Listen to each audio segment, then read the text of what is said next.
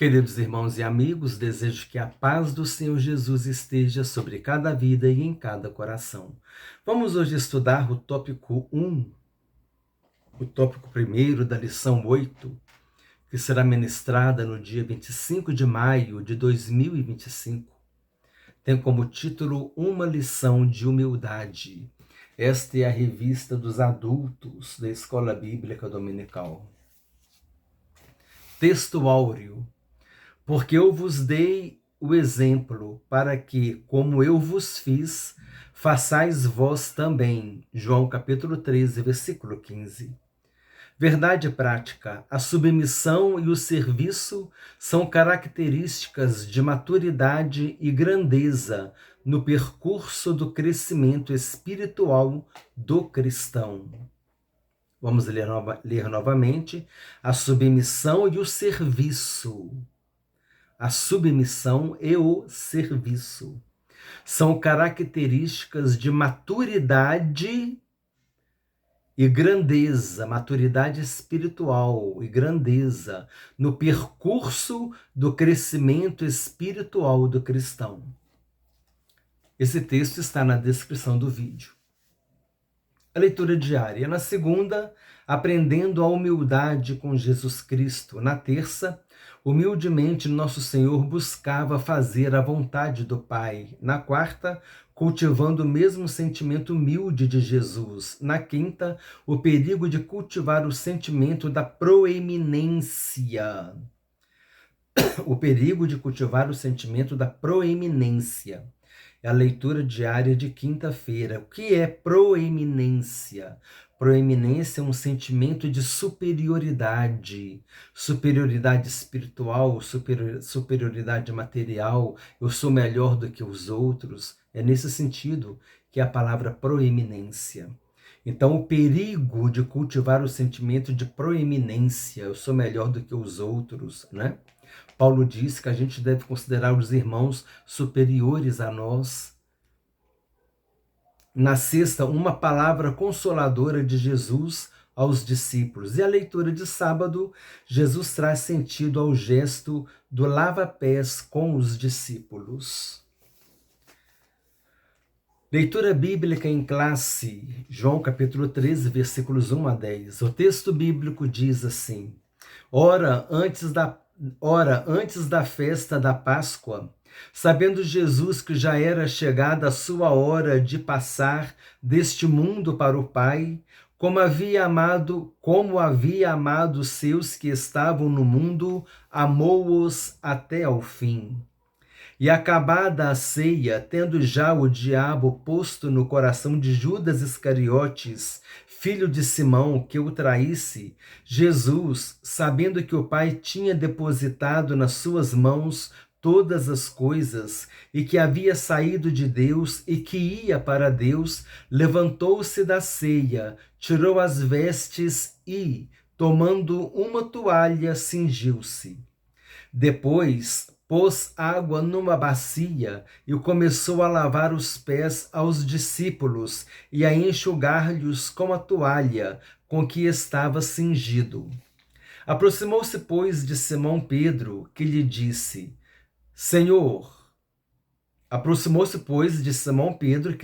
Pedro disse a Jesus: Senhor, tu lavas-me os pés a mim? Respondeu Jesus e disse-lhe: O que eu faço não sabes tu agora, mas tu o saberás depois.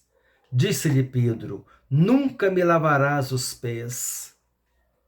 Respondeu-lhe Jesus: Se eu não te lavar, não tens parte comigo. Disse-lhe Simão Pedro: Senhor, não só os meus pés, mas também as mãos e a cabeça. Disse-lhe Jesus: Aquele que está lavado não necessita de lavar senão os pés, pois no mais todo está limpo. Ora, vós estáis limpos, mas não todos. Plano de aula. Nós vamos ler aqui o plano de aula, é um resumo que se encontra na revista do professor. Caso você tenha a revista do aluno, essa primeira leitura você não tem, acompanha, porque é o roteiro da lição que será hoje ministrada. Introdução. O tema do nosso estudo é a humildade. Meditaremos sobre um texto bíblico que narra um momento profundo e impactante no ministério de Jesus. Ao lavar os pés dos discípulos, ele nos ensina que a verdadeira grandeza do cristão está no serviço humilde. Os 3 tópicos desta lição abordarão o item 1, que é o que nós vamos estudar hoje. O exemplo prático e histórico de humildade dado por Cristo. O item 2 fará a relação entre humildade e autoconhecimento, reconhecendo os próprios limites. O item 3 promoverá um contraste entre humildade e ostentação. Essa lição nos encoraja a refletir sobre como essa mensagem desafia nossa postura diante de Deus e do próximo, preparando os nossos corações para aprender a aplicar esse exemplo em nossas próprias vidas. Eu reparei, que esse primeiro tópico aqui, essa introdução e o primeiro tópico trazem algumas palavras, e hoje eu acho que eu vou fazer uma consideração aqui de pelo menos 4 palavras, e a gente vai enriquecer o nosso vocabulário, amém? Isso é importante para entendermos os textos bíblicos, para pregarmos. Então, a primeira nós já falamos, a proeminência, o sentido de superioridade espiritual, material, proeminência, aquele sentido de que eu sou melhor do que o outro, né? E aqui falou o terceiro tópico, fala assim: promoverá um contraste entre humildade e ostentação. Se é um contraste entre humildade e ostentação é o contrário de humildade. Mas eu procurei aqui uma definição, de ostentação. Ostentação é o ato de, com muito excesso e orgulho exacerbado é exagerado, tá? Mais uma palavra aí para o nosso vocabulário. Exacerbado é exagerado. Ostentação é o ato de, com muito excesso e orgulho exacerbado e orgulho exagerado, exibir posses ou habilidades de si próprio. Então, ostentação é o ato de, com muito excesso e orgulho exagerado, orgulho exacerbado, exibir posses ou habilidades de si próprio. Fica ostentando, querendo aparecer, querendo, eu tenho, eu sou, e se destacar, e com isso querer. Aí já vem um sentimento de proeminência também, um sentimento de superioridade, de que eu sou o melhor. Então tá tudo relacionado. Número 2, apresentação da lição, objetivos da lição. O objetivo do tópico 1, que é o que nós vamos estudar hoje. Abordar o exemplo prático e histórico de humildade dado por Cristo. O 2, correlacionar a humildade com o autoconhecimento. E o 3, promover contraste entre humildade e ostentação. Então, lá no 3, nós vamos voltar na ostentação, no tópico 3. Motivação. A ação de Jesus ao lavar os pés dos discípulos demonstra que a humildade não é sinal de fraqueza, mas sim uma virtude capaz de transformar vidas. Este ensinamento questiona os padrões de orgulho e ostentação da sociedade contemporânea, convidando-nos a reconhecer os nossos próprios limites enquanto valorizamos o serviço altruísta. Devemos perceber a humildade como um traço fundamental do caráter cristão, espelhando o exemplo de Cristo nas suas interações diárias. Precisamos pedir a Deus que nos dê uma verdadeira humildade, amém? Uma humildade sincera diante do Senhor. Aqui nós falamos, aqui falou, o comentarista disse, convidando-nos a reconhecer os nossos próprios limites enquanto valorizamos o serviço altruísta. O que é altruísta? Altruísmo é a inclinação natural de priorizar o bem-estar dos outros. A raiz da palavra é alter, do latim. Esse alter aqui é sem H, tá? O halter com H é aquele peso que a gente faz exercício. Aqui é o halter sem H. A raiz da palavra é alter, do latim, que significa outro. Então, altruísta é a preocupação com o outro. Então, o serviço altruísta é aquele serviço que a gente está buscando o bem-estar do outro. O altruísmo, a gente procura o bem-estar do próximo. Está relacionado com a palavra alter, do latim, que significa outro. Número 3, conclusão da lição. Aplicação.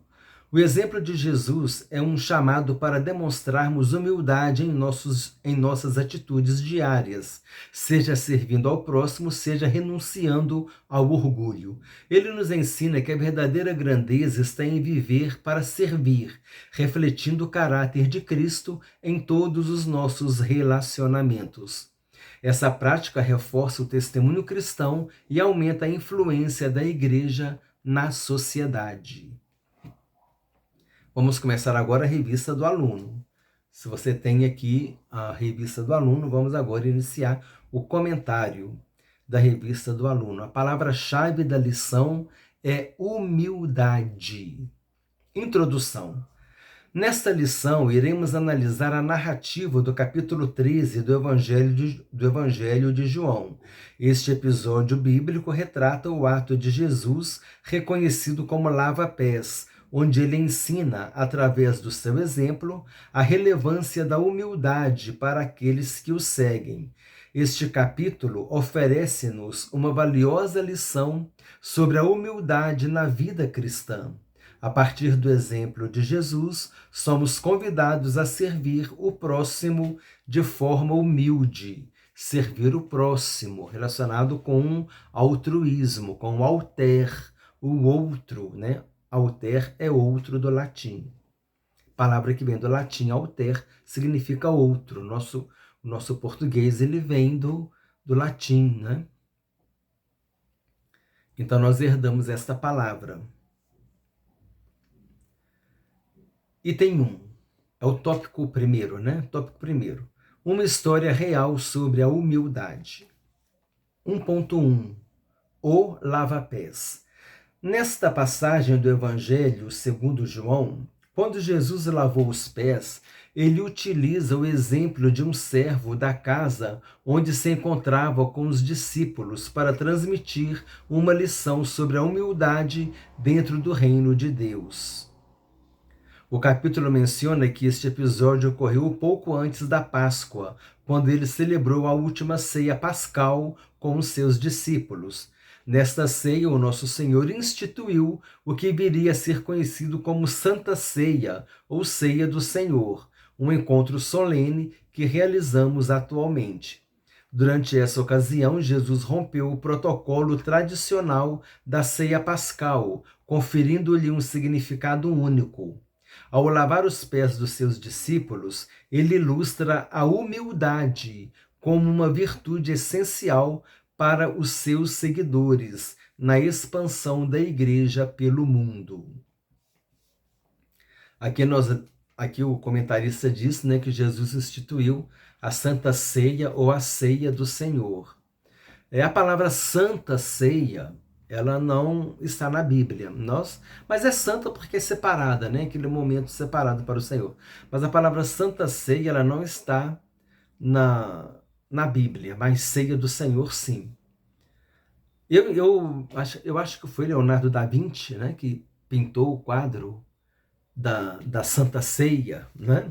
Aí todo mundo começou a falar quadro da Santa Ceia, e parece que essa informação massificou, né, no costume das pessoas falarem Santa Ceia. E parece que, eu acho que deve ter vindo daí, mas também eu não tenho nenhuma informação histórica, nenhuma pesquisa que eu possa me basear para dizer isso, não. Isso é axiologia, na minha axiologia. Eu acho que vem muito daí desse quadro da Santa Ceia, porque quando falam, o quadro da Santa Ceia de Leonardo da Vinci, isso foi se reproduzindo, mas o termo Santa Ceia não está na Bíblia. Ceia do Senhor, sim. O partir do pão, mas Santa Ceia não. Mas não é errado dizer Santa Ceia, é aquele momento que nós separamos para o Senhor. A palavra santo significa separado, então é um momento separado para o Senhor. Então é uma Santa Ceia, a Santa Ceia do Senhor, não é errado dizer isso não. Só saber que Santa Ceia não é um termo bíblico. O termo bíblico é ceia do Senhor. Número 2, o desenvolvimento da história. No capítulo 13, o mestre tomou uma bacia com água e uma toalha, levantou as pontas das suas vestes e atou-as à cintura. Pegou nas mangas longas e largas de suas roupas masculinas, típicas da época, e amarrou-as atrás do pescoço. Este gesto era uma forma de cingir-se para realizar trabalho, permitindo que tivesse as mãos e as pernas livres para realizar a tarefa do ato de lava-pés. Este costume, nos tempos bíblicos, fazia parte dos cuidados prestados aos convidados por parte do senhor da casa. Ao chegar à residência designada para a ceia, Jesus verificou que não havia nenhum servo disponível para lavar os pés dos convivas. Convivas é convidados. Nós sabemos, né, até aquela passagem daquela mulher pecadora que chorou aos pés de Jesus. Jesus disse para Simão: você não me deu o ósculo santo, você não ungiu minha cabeça com óleo, você não lavou os meus pés, porque eles andavam com sandálias e aquelas estradas cheias de pedregulhos, cheias de poeiras, né? Quando chegavam, era uma forma de proporcionar um conforto para os empregados. Então, lavava-se os pés, um conforto para os convidados. Então, os empregados lavavam os pés, né, os servos, né, eles lavavam os pés dos convidados para proporcionar um conforto para eles. E é interessante, os servos lavavam os pés dos convidados. João Batista disse: eu não sou digno de desatar a correia das sandálias dele, se referindo a Jesus. Quem desatava a correia das sandálias, né, e lavava os pés eram os empregados. Quando João Batista disse que não era digno de desatar as sandálias de Jesus, as correias das sandálias de Jesus, as correias das sandálias de Jesus, quando João Batista disse que não era digno, ele estava se colocando menor do que um servo, né? Estava sendo mais humilde ainda. E ainda foi humilde de novo quando ele disse que ele cresça e que eu diminua. É um exemplo de humildade, João Batista. Então, assim, né, concluindo aqui, para a gente não perder o fio da meada, ao chegar à residência designada para a ceia, Jesus verificou que não havia nenhum servo disponível para lavar os pés dos convivas. E ele foi lá e deu o exemplo de humildade, né? A mudança de paradigma, mais uma palavrinha para o nosso vocabulário, né? Para o nosso cabedal de conhecimento. Né? Palavra bonita, né? O cabedal de conhecimento.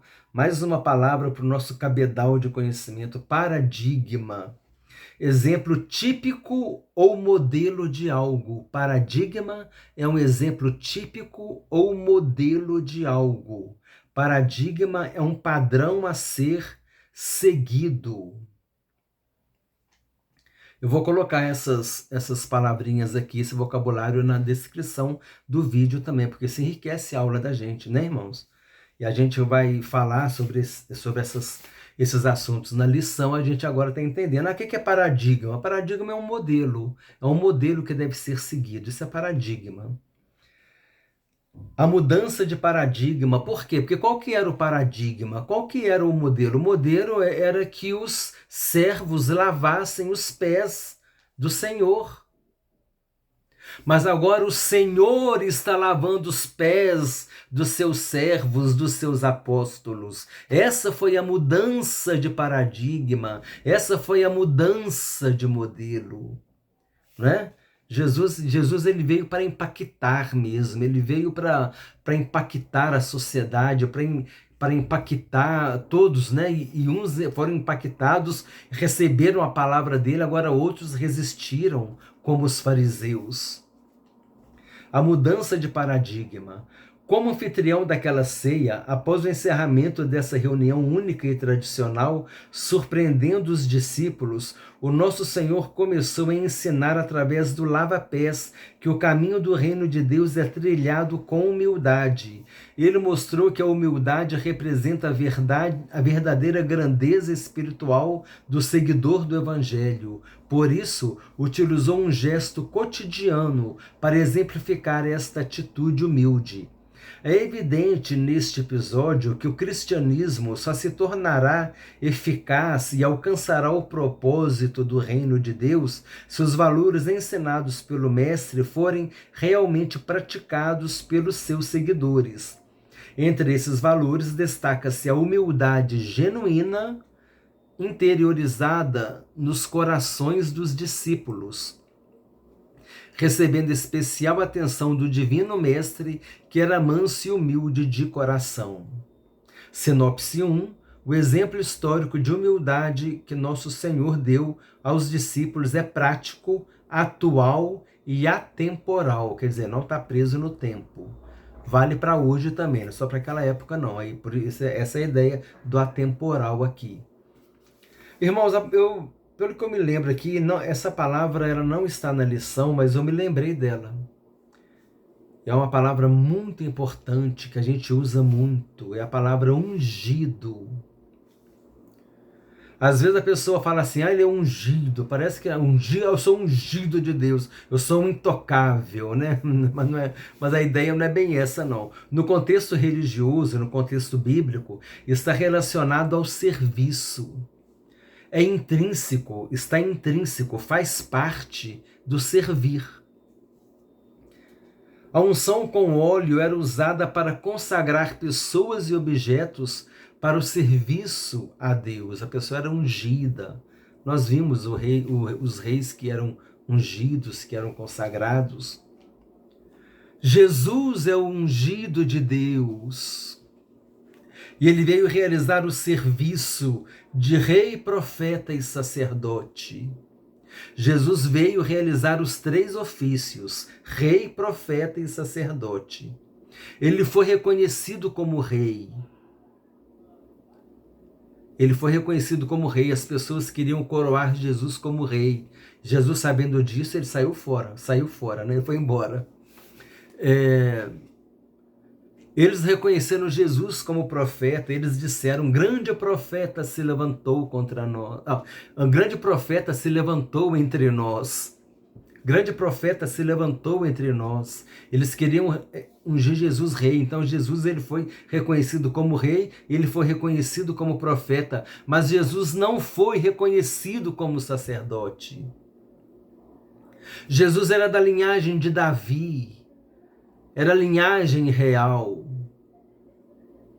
Para ser sacerdote tinha que ser da linhagem de Levi, dos levíticos, da família de Arão.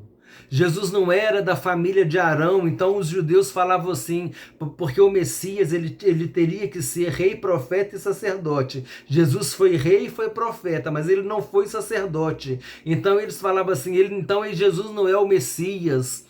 Mas aí o escritor aos Hebreus disse, Jesus é sacerdote segundo a ordem de Melquisedeque. Quem foi Melquisedeque? Melquisedeque foi aquele que abençoou Abraão. Maior é aquele que abençoa do que aquele que é abençoado. E Levi, né, de onde veio a família de Arão, de onde vieram os sacerdotes, Abraão foi abençoado e Levi era descendente de Abraão, ou seja, o sacerdócio de Melquisedeque abençoou Arão e a sua descendência e abençoou o sacerdócio lá da família de Arão também, Abraão, né?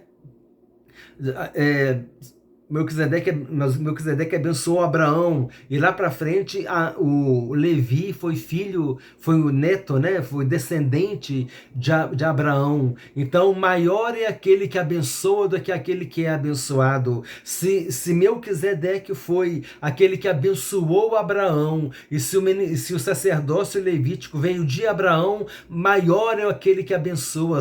Melquisedeque é maior do que Abraão, ele abençoou Abraão. Então Jesus, ele foi sacerdote não de acordo com a linhagem levítica, mas Jesus foi sacerdote segundo a ordem de Melquisedeque. Então o escritor aos Hebreus disse: Jesus cumpriu o ofício de sacerdote também, mas segundo a ordem de Melquisedeque, que foi aquele que abençoou Abraão, que foi o avô de Levi, de onde vieram os sacerdotes. Então, maior é aquele que abençoa. Então, o sacerdócio de Melquisedeque era maior do que o sacerdócio que veio de Abraão, que veio do neto Levi.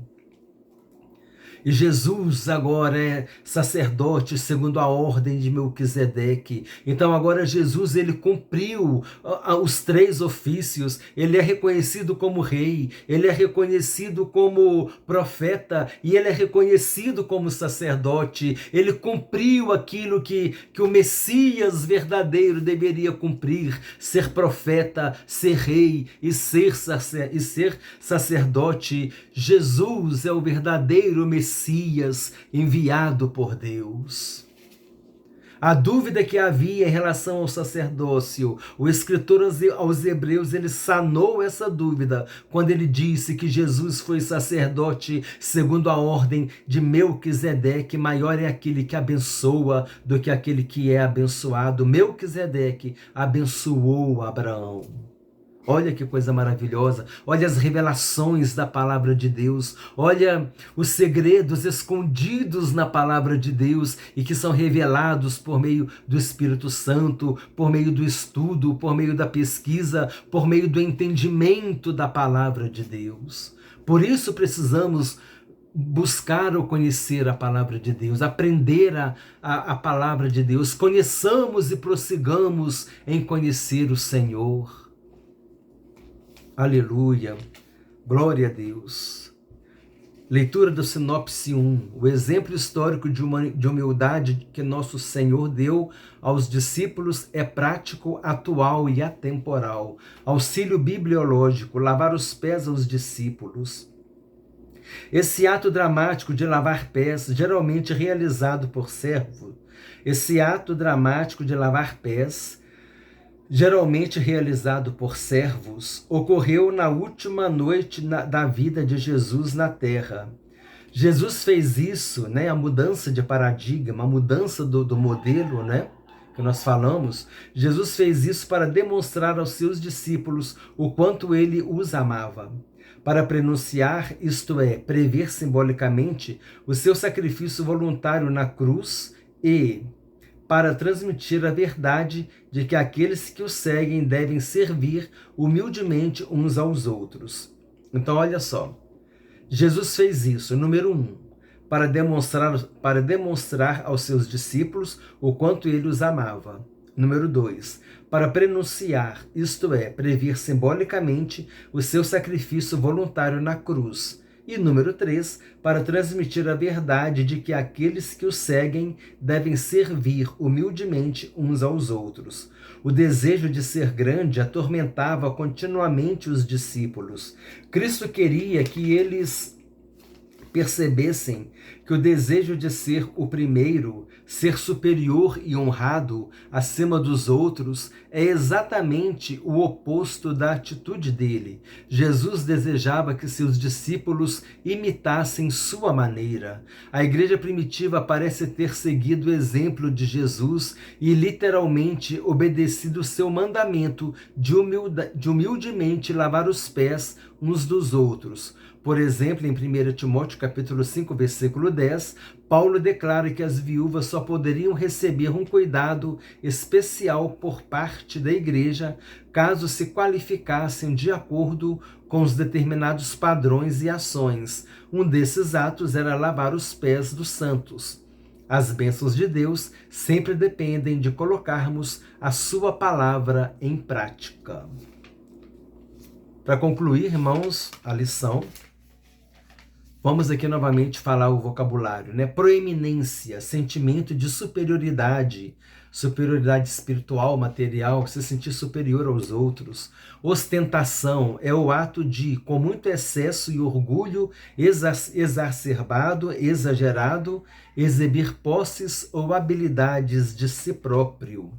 Altruísmo é a inclinação natural de priorizar o bem-estar dos outros. A raiz da palavra é alter, do latim, que significa outro.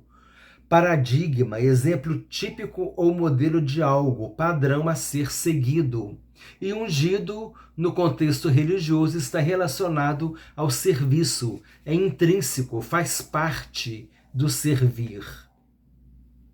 Assim, irmãos, nós terminamos a lição. Acho que são essas 5 aqui. Espero que não esteja escapando alguma. Assim nós terminamos, irmãos, a leitura de hoje, o estudo do tópico 1. E compartilha esse estudo com irmãos e amigos, e com todos aqueles que amam estudar a palavra de Deus, e com todos aqueles que estão estudando esta revista. Desejo que Deus te abençoe ricamente, em nome do Senhor Jesus Cristo.